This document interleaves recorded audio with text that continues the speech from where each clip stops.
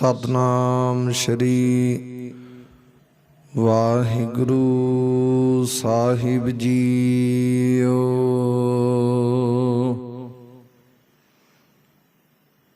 जैसा सतगुर सुनींदा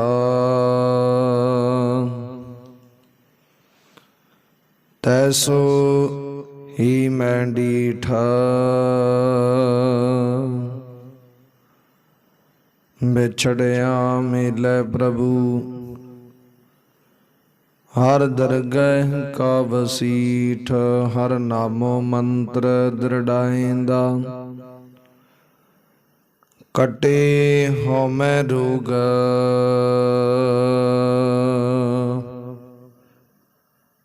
नानक सतगुर तिना मिलाया जिन तुरों पया संजोग। मैं मूरख की केतक बात है कोट पराधी तरियारे। गुर नानक जिन्ना सुनिया पेखिया से फिर गरभास न परिया रे। गुर नानक जिन सुनिया पेखिया से फिर गरभास न परिया रे। जुगो जुगा टल चवर छत्र तखत दे मालक दसां पातशाहियां जी दी जोत हाजर नाजर श्री गुरु ग्रंथ साहिब महाराज दे पावन पवित्र सतगुरां दी सन्मुख हजूरी अंदर जुड़ बैठी गुरु प्यारी गुरु सवारी गुरु की साजी साज के नवाजी। गुरु का खास रूप खालसा साध संगत जीओ। आओ कुछ समय लई सतगुरु जी दे पावन पवित्र चरण कमलां दे नाल मन विरतियां कागर करके जुड़ करके बहन दी कृपालता करिए। समय और सवासां नूं सफला करिए। सतगुरां दियां खुशियां प्राप्त करना करिए। चल रही लड़ीवार शब्द विचार कथा गुरबाणी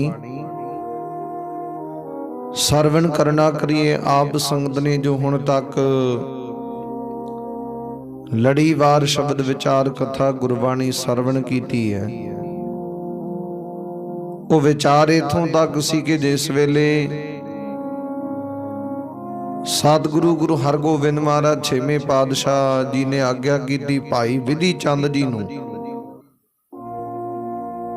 कि दिलबाग गुलबाग दो कोड़े छा जानदे ओ लैके आउणे गुरु नानक दी दरकर दी सेवा विच। ते भाई विधि चंद ने बड़ी बाखूबी ओ घोड़े छा जानदे वड्डे पहरे विचों बड़ी फौज दे देख रेख हेठों ओ घोड़े चुरा लियाउणा कीते। सतगुरु जी दी बख्शिश रहमत होई है जिस वेले दोनों घोड़े चुरा के लियाते छा जानदे बड़े पसंदी दे घोड़े आ छा जानदे हैं ते गुरु प्यारे हो छा जाने अपनी इस विचार वखों तौहीन समझी बेइज्जती समझी है। वो कहंदा मेरे एडे वड्डे प्रबंध कीते विच एडी वड्डी लश्कर सैना दे विचों बड़े किले दे विचों गुरु दा सिख दो घोड़े चुरा के लै गया। सानू मूर्ख बना के वो घोड़े चुरा के लै गया। ते इस पक्षों छा जान ने बहुत अपनी बेइज्जती समझी ते छा जान ने विचार कीती कहंदे गुरु सतगुरु जी दे नाल हुण जंग करांगे। भारी फौज लिजा करके उन्हां नाल टाकरा करांगे। ये व्याउंत बनाई है। इधर सतगुरु गुरु हरगोबिंद महाराज छेवें पातशाह सतगुरु जी नूं भी पता लग चुकिया सी कि छा जान हुण टिक के नहीं बैठेगा। उस वेले सतगुरु गुरु हरगोबिंद महाराज जी ने भाई जोधराय नूं हुक्म कीता। सतगुरु जी कांगड़ नगर विखे विराजमान सन। भाई जोधराय दे नगर कांगड़ विखे उस वेले सतगुरु जी ने भाई जोधराय नूं आख्या, कहंदे इदां दा स्थान देखो जिथे पानी दा तलाब होवे, छपड़ी होवे ते जंग युद्ध दे विच पानी दी काफी लोड़ पैंदी है। इदां दा स्थान होवे, असीं ओ पानी ते कब्जा कर लईए। बाद विच पापी दल जो जिन्ना भी आवे असी अद्धे तां वैसे मार देने आ, अद्धे उन्हां ने प्यासिਆਂ ने मर जाना, अद्धे वैसी प्यास दे मारे जंग मैदान विचों पिछे नूं भज जाणगे। ते जिस वेले पिछे भजणगे कहंदे असीं भजण नहीं देने, उसे वक्त मार देंगे, मौत दे घाट उतार देंगे। सतगुरु जी ने इदां शाहजहान दे नाले विचार कीती। कहंदे तुसीं वधिया जिहा स्थान देखो इदां दा। उस वक्त इदां जोधराय दे नाल विचार कीती सतगुरु जी ने। ते जोधराय ने एक नगर दस्सिया। उस नगर दे कोले कोई किसी प्रकार वसो नहीं है। ते कहंदे नगर दे कोले बहुत खुला थां है, पानी दी छपड़ी भी बहुत वड्डी है ते जंग मैदान दे विच जिन्ना पानी चाहीदा ਉਹ ਤੋਂ ਵਧੇਰੇ करके आ। सतगुरु जी ने जदों पुछया ते जोधराय ने दस्सिया, कहंदे जी निथाणा नगर है, पिंड इथों थोड़ा क दूर। सतगुरु ने हुक्म कीता, सिखो तैयारी करो, निथाणे नगर वल चलना, जंग युद्ध की तैयारी करो। कहंदे शाहजहान ने कोई देरी नहीं लाउणी, थोड़े समय विच बड़ी लश्कर समेत कहंदे चढ़ाई करेगा। उस वेले सतगुरु जी ने सारे सिखां नूं जो जो जंग युद्ध मैदान विच वस्तां चाहीदियां सन प्रदान कीतियां। जेड़ा सिख जेड़ी विचार दे विच महानता रखदा है, वधेरे करके उस दा मार है, कहंदे उस प्रकार उदों उदां दी वस्तु प्रदान कीती। हुण कई सिख ਜਿਹੜੇ ਨੇ बहुत ज्यादा किरपान बहाउंदे ने, तेग बहाउंदे ने। उस वेले कहंदे उन्हां नूं किरपानां प्रदान कीतियां। ਜਿਹੜੇ ਬਹੁਤੇ तीर निशानजी ने बहुते ज्यादा तिखे तीरां दा निशान लाउंदे ने, उन्हां नूं गुरु सतगुरु ने तीर कमान बख्शे। ਜਿਹੜੇ रैफलां दा निशाना पक्का साधदे ने, उन्हां नूं रैफलां बख्शियां। होर भी ਜਿਹੜੇ जंग युद्ध दे विच शास्त्र वस्त्र चाहीदे सन, सतगुरु जी ने सारियां नूं उदां दे उन्हां दी महानता नूं देखदिआं कहंदे उदां दे शास्त्र वस्त्र प्रदान कीते ने। कईयां सिखां नूं घोड़े दित्ते सतगुरु जी ने, कईयां नूं बहुत वधिया चंगे तो चंगे शास्त्र दित्ते सतगुरु जी ने, ਜਿਹੜੇ कि वैरी नूं रण भूमि दे विच मौत दे घाट उतार सकदे ने, इदां दे शास्त्र दित्ते। उस वेले पूर्ण तौर ते विचार कीती गई, तैयारी कीती गई। सतगुरु जी कहंदे सारी दिहाड़ी तैयारी कीती गई, जिवें जिवें जिद्दां जिद्दां जिहनूं जिहनूं जिहो जिहा समान चाहीदा प्रदान कीता। ते गुरु प्यारिओ सतगुरु जी कहंदे सी शाहजहान दी फौज तो पहलां छपड़ी दे उत्ते जाके कब्जा करना। चलो चलिए छेती, हुण देरी ना लाओ। सवेर तो दोपहर, दोपहर तो शाम हो गई, तैयारी करदे आ रात पै गई। फिर कहंदे रात नूं सब ने जल पानी छकना कीता, आराम कीता। रात नूं दिन चढ़िया, सतगुरु जी ने सिखां नूं हुक्म कीता, सिखो उठो भाई, इशनान पान करके सतगुरु परमात्मा दी बंदगी दे विच जुड़ जाना करो, आराधना करो सतगुरु परमात्मा दी। उस वेले सारे सिखां ने अमृत वेले उठ के इशनान पान करके क्रिया सोध के परमात्मा की बंदगी की है। सतगुर की कृपा रहमत वरती ते कहंदे दिन उदय होया, दिन चढ़ना कीता ते कहंदे कांगड़ नगर तो जोध राय दा नगर है, उथों रवानगी प्राप्त कर लगे इधर निथाने नगर वल। परिवार नूं कहंदे जोध राय जी मिले ने, बाकी सिखां नूं सेवकां नूं सतगुर जी ने हुक्म कीता हुण असीं इधर निथाने नगर वल जा रहे हां भाई। जो भी जंग मैदान दे विच हिस्सा पाउणा चाहुंदा, भाव सूरमा बन के जुझना चाहुंदा, साडे नाल चले। ते जोध राय ने भी अपनी काफी फौज नाल लै लई। चलो सतगुर जी, पापियां नूं नरकां विच पहुंचाईए, इन्हां पापियां नूं सुधारना करिए, मौत दे घाट उतारीए। काफी वड्डी तादाद दे विच सतगुर दे इस सिख जोध राय ने प्राप्ति की। कहते जोध राय अपनी पत्नी दे नाल विचार कर लगा कि मैं सतगुरु जी दे नाल जाना। हुण जोध राय दी पत्नी सिखां दे घरां विचों सिखां दी लड़की सी, उन्हें ही कहते जोध राय नूं प्रेरित करके गुरु सतगुर दे चरणां दे नाल जोड़िया सी। ते जदों नूं पता लग्या जोध राय जी सतगुरु जी दे नाल जा रहे ने जंग मैदान दे विच, वो बड़ी खुश हुई है, हृदय विच बड़ी खुशी प्राप्त की है कि इस जोध राय दी अंश वंश दा जिहड़ा बूटा सिੱਖੀ दा बूटा लगन जा रहा,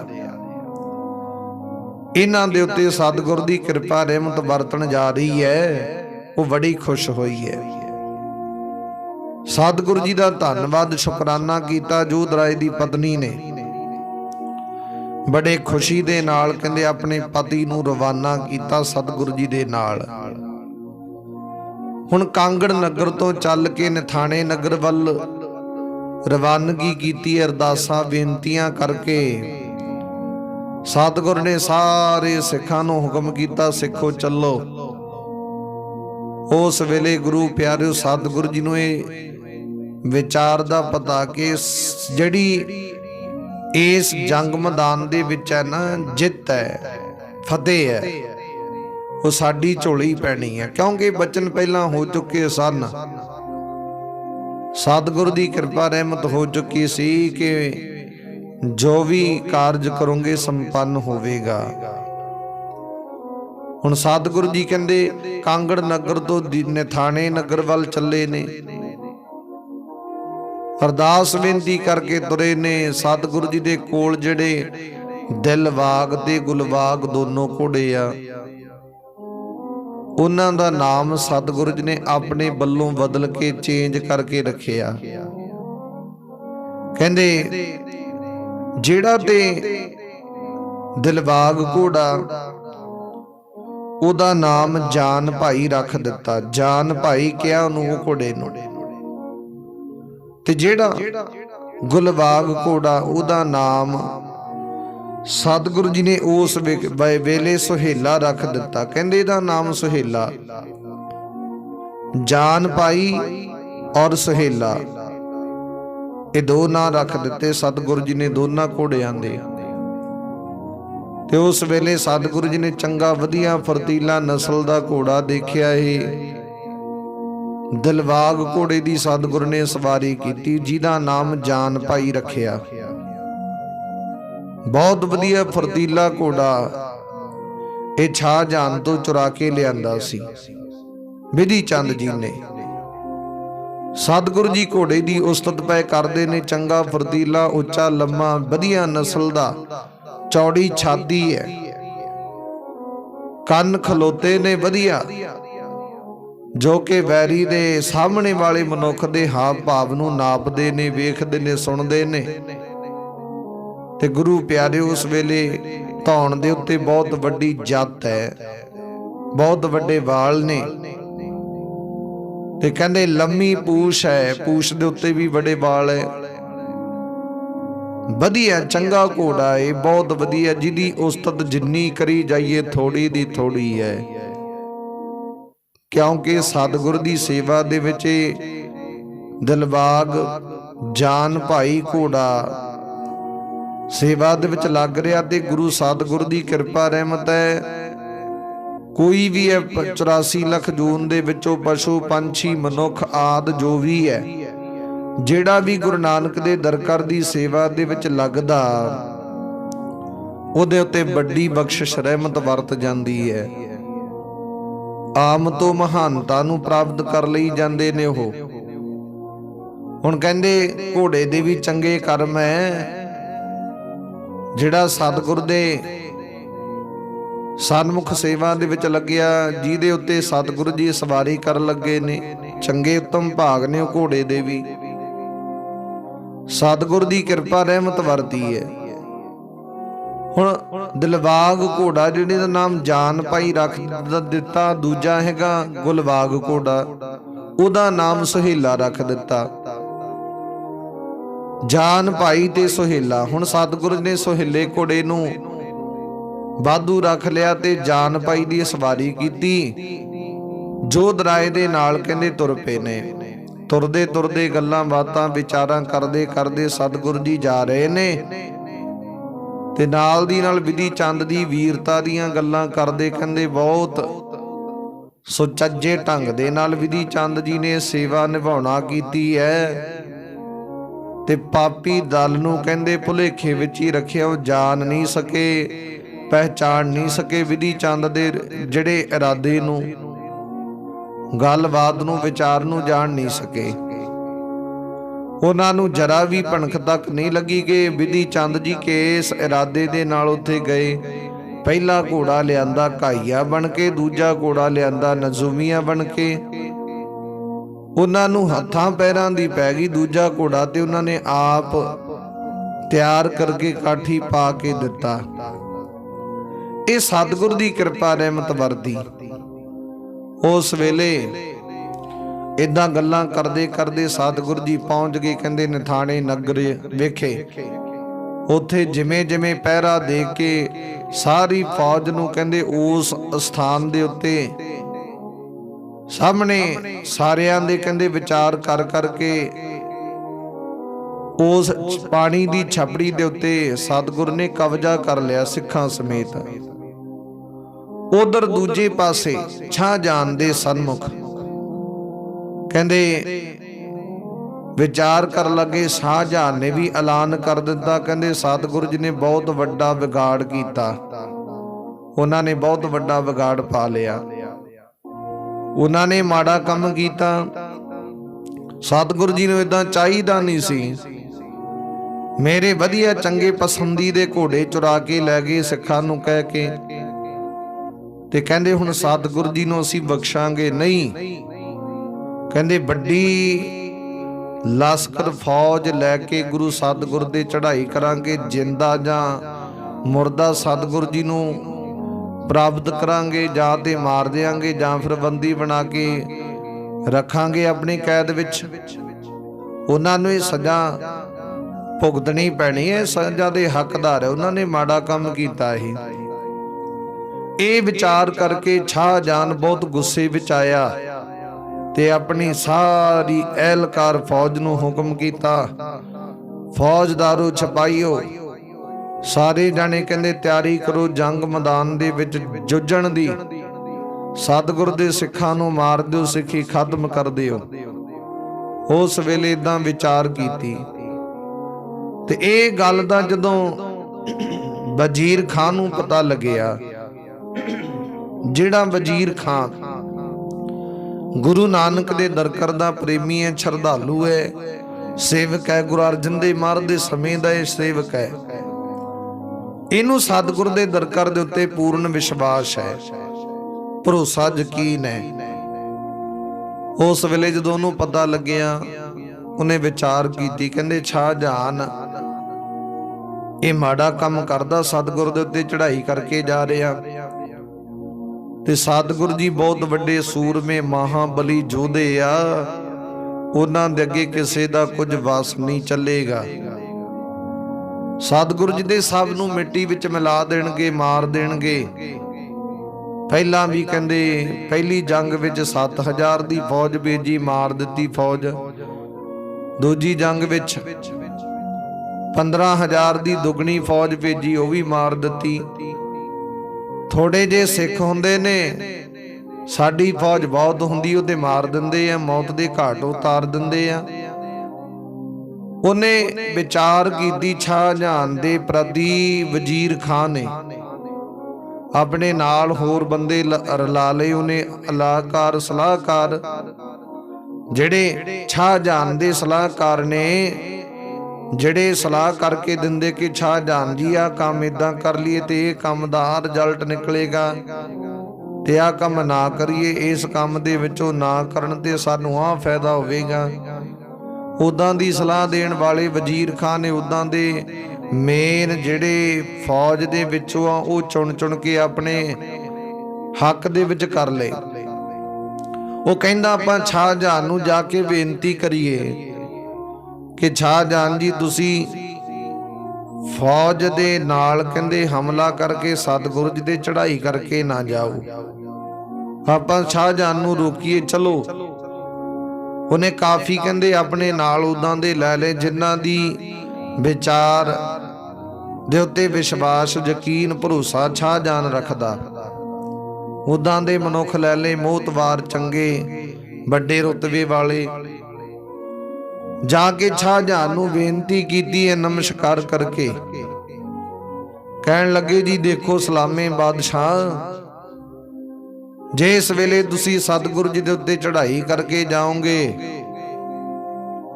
तां हो सकदा, असी ये नहीं कहंदे कि इदां काम आए, पर हो सकदा कि सतगुरु जी तुहाडी वड्डी फौज नूं मौत दे घाट उतार के फतेह प्राप्त कर लैण ते संसार दे विच विचार प्रचलित हो जानी है कि शाहजहां नूं सतगुरु ने हरा दिता है।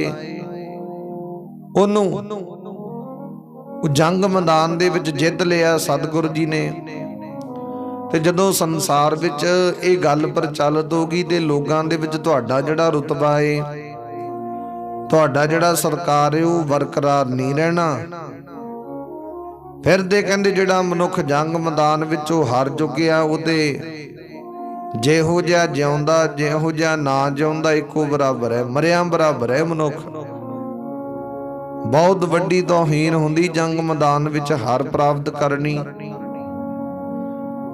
तुसीं इउं करो, अपनी फौज नूं भेज दिओ, फौज जिन्नी मर्जी भेज दो, वड्डी तो वड्डी भेज दो, वड्डी गिणती विच भेज दिओ, पर तुसी आप ना जाओ, ये बेनती प्रवान कर लो। असी तुहाडे चंगे वास्ते विचार करने। कहंदे इदां वजीर खां दे नाल मिल के उन्हां एहलकारां ने, उन्हां मेन अहुदेदारां ने, सलाहकारां ने विचार कीती शाहजहां दी, ते शाहजहां इस गल नूं मन गया। वो कहंदा वाकई तुसी मेरा चंगा सोच रहे हो, विचार कर रहे हो, ठीक है, मैं आप नहीं जांदा। तुसीं आओ करो कोई चंगे वधिया फौजदार भेज दिओ। उस वेले कहंदे शाहजहां दे कहण ते बड़े फौजदार, बड़े बड़े अहुदेदार बुलाए गए, सभा बुलाई गई। सभा दे विच विचार कीती, कहंदे आपां इउं करदे आ, एक नंगी किरपान दे उत्ते पान दा बीड़ा रख के ये ऐलान करदे आ, जिहड़ा सतगुरु जी नूं मारन वास्ते जावेगा, सतगुरु जी नूं खत्म करन वास्ते जिंदा जां मुर्दा शाहजहां दे पेश करेगा, वो बड़ी जित प्राप्त करेगा।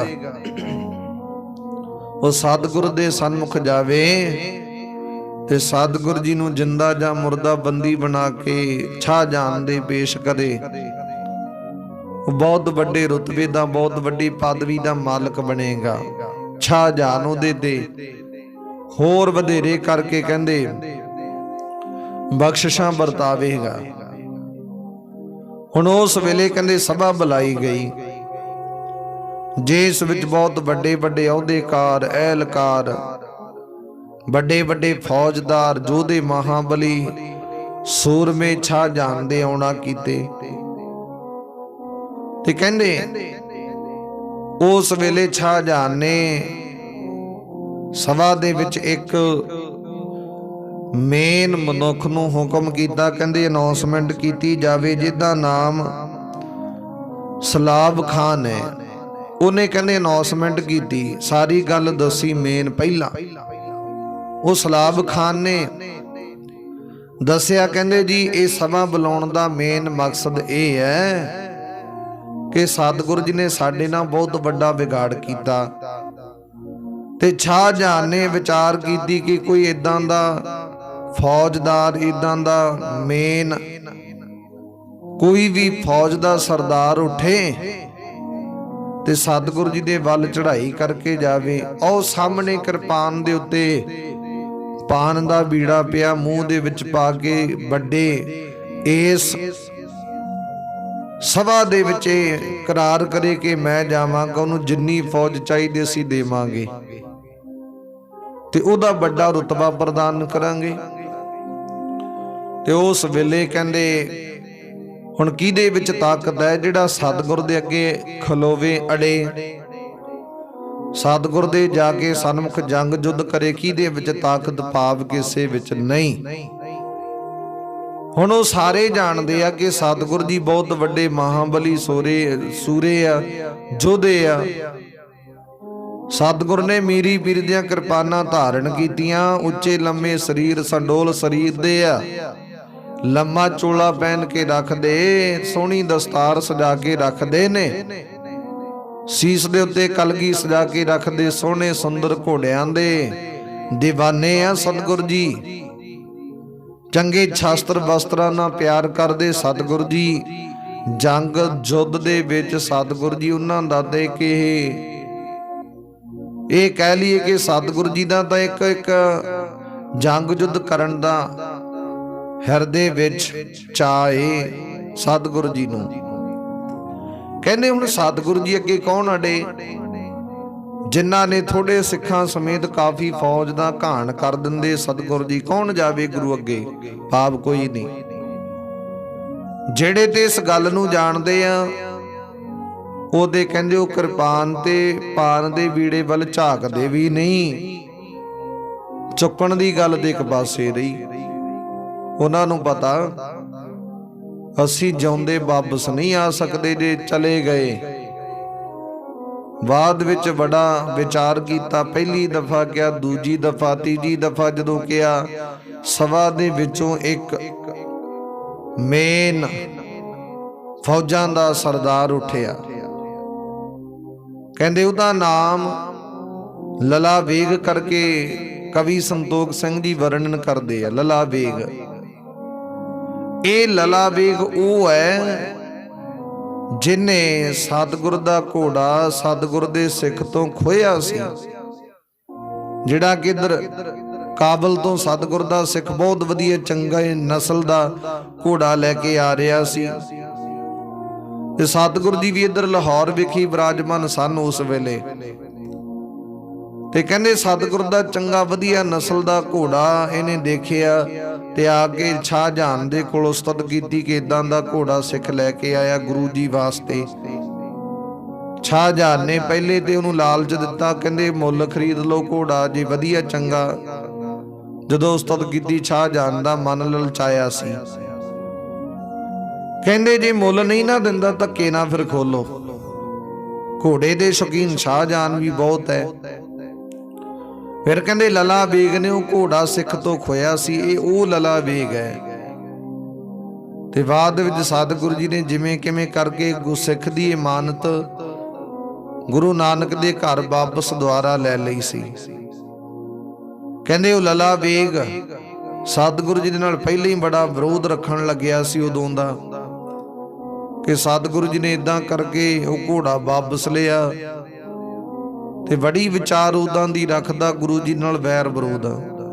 ਉਹ ਕਹਿੰਦੇ ਸਭਾ ਦੇ ਵਿੱਚੋਂ ਉੱਠਿਆ, ਉੱਠ ਕੇ ਸਭ ਤੋਂ ਪਹਿਲੇ ਆਪਣੇ ਮੁਖ ਦੇ ਵਿੱਚ ਉਹ ਪਾਨ ਦਾ ਬੀੜਾ ਪਾਇਆ, ਦੰਦਾਂ ਥੱਲੇ ਚਬਾ ਕੇ ਇੱਕ ਚੀਚੀ ਲੈ ਕੇ ਕਹਿਣ ਲੱਗਾ ਕਿਰਪਾਨ ਚੁੱਕ ਕੇ, ਮੈਂ ਸਤਿਗੁਰੂ ਜੀ ਨੂੰ ਮੌਤ ਦੇ ਘਾਟ ਉਤਾਰ ਦਿਆਂਗਾ, ਜੇ ਨਹੀਂ ਤੇ ਆਪਣੀ ਵੱਡੀ ਫੌਜ ਦੇ ਨਾਲ ਗੁਰੂ ਜੀ ਨੂੰ ਬੰਦੀ ਬਣਾ ਕੇ ਲਿਆਵਾਂਗਾ। ਤੇ ਜਦੋਂ ਇਹ ਗੱਲ ਉਹਨੇ ਭਰੀ ਸਭਾ ਦੇ ਵਿੱਚ ਕਹੀ, ਕਾਫੀ ਲੋਕ ਉਹਦੇ ਮੂੰਹ ਵੱਲ ਵੇਖਦੇ ਰਹਿ ਗਏ। ਕਈ ਤੇ ਆਪਸ ਦੇ ਵਿੱਚ ਗੱਲਾਂ ਕਰਦੇ, ਕਹਿੰਦੇ ਲਲਾ ਵੇਗ ਨੂੰ ਆਪਣੀ ਜਾਨ ਦੇ ਨਾਲ ਪਿਆਰ ਨਹੀਂ ਹੈ, ਇਹ ਜਿਉਂਦਾ ਨਹੀਂ ਰਹਿਣਾ ਪਸੰਦ ਕਰਦਾ। ਕਹਿੰਦੇ ਇਹਨੂੰ ਆਪਣੇ ਆਪ ਦੀ ਜਾਨ ਦੇ ਨਾਲ ਪਿਆਰ ਨਹੀਂ, ਇਹ ਆਪਣੀ ਜਾਨ ਤੋਂ ਹੱਥ ਧੋਣਾ ਚਾਹੁੰਦਾ, ਜੀਵਤ ਨਹੀਂ ਰਹਿਣਾ ਚਾਹੁੰਦਾ। ਉਸ ਵੇਲੇ ਏਦਾਂ ਗੱਲਾਂ ਕਰਨ ਲੱਗੇ ਆਪਸ ਦੇ ਵਿੱਚ ਲੋਕ। ਤੇ ਲਲਾ ਵੇਗ ਨੇ ਜਦੋਂ ਇਹ ਕਿਰਪਾਨ ਚੁੱਕੀ, ਪਾਨ ਦਾ ਬੀੜਾ ਮੁਖ ਵਿੱਚ ਪਾ ਕੇ ਇੱਕ ਚੀਚੀ ਲੈ ਕੇ ਦਬਾਇਆ, ਕਹਿੰਦੇ ਮੈਂ ਸਤਿਗੁਰੂ ਜੀ ਨੂੰ ਮਾਰ ਦਿਆਂਗਾ। ਸਤਿਗੁਰੂ ਜੀ ਕੋਲ ਕੁਝ ਕੁ ਸੈਨਾ, ਮੈਂ ਵੱਡੀ ਲਸ਼ਕਰ ਲੈ ਕੇ ਸੈਨਾ ਲਾ ਕੇ ਜਦੋਂ ਧਾਵਾ ਬੋਲਾਂਗਾ ਤੇ ਮੇਰੀ ਵੱਡੀ ਸੈਨਾ ਨੇ ਕੁਝ ਕੁ ਵਾਰ ਕਰ ਕਰਕੇ ਉਹਨਾਂ ਦੀ ਥੋੜੀ ਸੈਨਾ ਨੂੰ ਮਾਰ ਦੇਣਾ, ਫੌਜ ਨੂੰ ਮਾਰ ਦੇਣਾ। ਫਿਰ ਸਤਿਗੁਰੂ ਜੀ ਰਹਿ ਜਾਣੇ, ਉਹਨਾਂ ਨੂੰ ਬੰਦੀ ਬਣਾ ਕੇ ਲਿਆਵਾਂਗਾ। ਉਸ ਵੇਲੇ ਇਦਾਂ ਕਰਕੇ ਲਲਾ ਵੇਗ ਨੇ ਵਿਚਾਰ ਕੀਤੀ, ਸਤਿਗੁਰੂ ਦੀ ਉੱਤੇ ਚੜ੍ਹਾਈ ਕਰਨ ਵਾਸਤੇ ਉਸ ਵੇਲੇ ਗੱਲਾਂ ਕਹੀਆਂ। ਸ਼ਾਹਜਹਾਨ ਬੜਾ ਖੁਸ਼ ਹੋਇਆ, ਕਹਿੰਦਾ ਚੰਗਾ ਭਾਈ, ਜੇ ਤੇਰੇ ਵਿੱਚ ਇਹ ਤਾਕਤ ਹੈ ਤੇ ਜਿੰਨੀ ਮਰਜ਼ੀ ਫੌਜ ਲੈ ਜਾ, ਤੈਨੂੰ ਦਿਆਂਗੇ। ਸ਼ਾਹਜਹਾਨ ਨੇ ਉਸ ਵੇਲੇ ਕਹਿੰਦੇ ਉਹਨੂੰ ਇੱਕ ਸੋਨੇ ਦੀ ਰਾਈਫਲ ਦਿੱਤੀ, ਸੋਨੇ ਦਾ, ਜਿਹਦੇ ਉੱਤੇ ਪਾਨ ਚਾੜਿਆ। ਉਹ ਰਾਈਫਲ ਦਿੱਤੀ, ਵਧੀਆ ਚੰਗਾ ਸੋਨੇ ਦਾ ਉਹਨੂੰ ਕੜਾ ਦੇਣਾ ਕੀਤਾ। ਸਤਿਗੁਰ ਦੇ ਉੱਤੇ ਚੜ੍ਹਾਈ ਕਰਨ ਦੀ ਉਹਨੇ ਵਿਚਾਰ ਬਣਾਈ। ਉਸ ਵੇਲੇ ਕਾਫੀ ਵੱਡੇ ਵੱਡੇ ਉਹਨੂੰ ਉਪਹਾਰ ਦਿੱਤੇ ਸ਼ਾਹਜਹਾਨ ਨੇ। ਤੇ ਕੋਲੀ ਕਹਿੰਦੇ ਸ਼ਾਹਜਹਾਨ ਦੇ ਸਾਹਮਣੇ ਸਲਾਮ ਬੇਗ ਖਲੋਤਾ ਸੀ, ਇਹਦਾ ਕਹਿੰਦੇ ਭਰਾ ਲਲਾ ਵੇਗ ਦਾ। ਉਹਨੂੰ ਵੀ ਕਿਹਾ ਤੂੰ ਵੀ ਭਾਈ ਨਾਲ ਜਾ, ਤੈਨੂੰ ਵੀ ਵੱਡੇ ਰੁਤਬੇ ਦੇਾਂਗੇ। ਉਸ ਤੋਂ ਉਪਰੰਤ ਇਹਨਾਂ ਦੇ ਪੁੱਤਰ ਦੋ ਸਨ, ਕਹਿੰਦੇ ਕਸਮ ਬੇਗ, ਸ਼ਮਸ ਬੇਗ, ਇਹ ਵੀ ਕੋਲੇ ਖਲੋਤੇ ਸਨ। ਤੇ ਕਹਿੰਦੇ ਕਮ ਬੇਗ, ਉਹ ਵੀ ਨਾਲ ਖਲੋਤੇ ਨੇ। ਇਹਨਾਂ ਪੰਜਾਂ ਜਾਣਿਆਂ ਨੂੰ ਸ਼ਾਹਜਹਾਨ ਨੇ ਕਿਹਾ ਤੁਸੀਂ ਵੱਡੀ ਫੌਜ ਲੈ ਜਾਓ, ਜਿੰਨੀ ਚਾਹੀਦੀ ਹੈ। ਉਸ ਵਕਤ ਕਵੀ ਸੰਤੋਖ ਸਿੰਘ ਜੀ ਲਿਖਦੇ ਨੇ, ਦੱਸਦੇ, ਕਹਿੰਦੇ 35,000 ਦੀ ਫੌਜ ਇਹਨਾਂ ਨੂੰ ਦਿੱਤੀ। 35,000 ਫੌਜ ਬਹੁਤ ਹੈ, ਉਹ ਦਿੱਤੀ ਹੈ।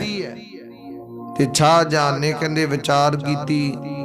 ਪਹਿਲੀ ਜੰਗ ਵਿੱਚ 7,000 ਫੌਜ ਸੀ, ਦੂਜੀ ਜੰਗ ਵਿੱਚ 15,000 ਫੌਜ। ਹੁਣ 15,000 ਦੁੱਗਣੀ ਤੋਂ ਵੱਧ ਹੈ ਫੌਜ। 35,000 ਫੌਜ ਦਿੱਤੀ ਹੈ ਉਸ ਵੇਲੇ, ਜਿਨ੍ਹਾਂ ਕੋਲ ਬਹੁਤ ਵੱਡੇ ਵੱਡੇ ਯੋਧੇ ਆ, ਮਹਾਬਲੀ ਸੂਰਮੇ ਆ, ਜਿਹੜੇ ਜੰਗ ਮੈਦਾਨ ਵਿੱਚ ਇੱਕ ਸ਼ੌਂਕ ਸਮਝਦੇ ਆ ਜੂਝਣ ਵਾਸਤੇ। ਇਦਾਂ ਦੀ ਫੌਜ ਦਿੱਤੀ ਹੈ। ਤੇ ਲਲਾ ਵੇਗ ਬੜਾ ਖੁਸ਼ ਹੋਇਆ, ਕਹਿੰਦੇ ਸਤਿਗੁਰੂ ਜੀ ਨੂੰ ਤੇ ਅਸੀਂ ਮੱਛਰ ਦੀ ਤਰ੍ਹਾਂ ਮਸਲ ਕੇ ਧਰ ਦੇਣਾ।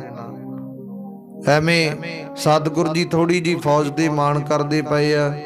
ਇਦਾਂ ਵਿਚਾਰ ਕੀਤੀ ਉਹਨਾਂ ਨੇ ਤੇ ਸਤਿਗੁਰੂ ਜੀ ਨੂੰ ਮਾਰਨ ਵਾਸਤੇ ਯਤਨ ਕਰਦੇ ਨੇ, ਪਰ ਕਿੱਥੇ ਸਤਿਗੁਰੂ ਜੀ ਨੂੰ ਮਾਰ ਸਕਦੇ, ਭਾਵ ਨਹੀਂ।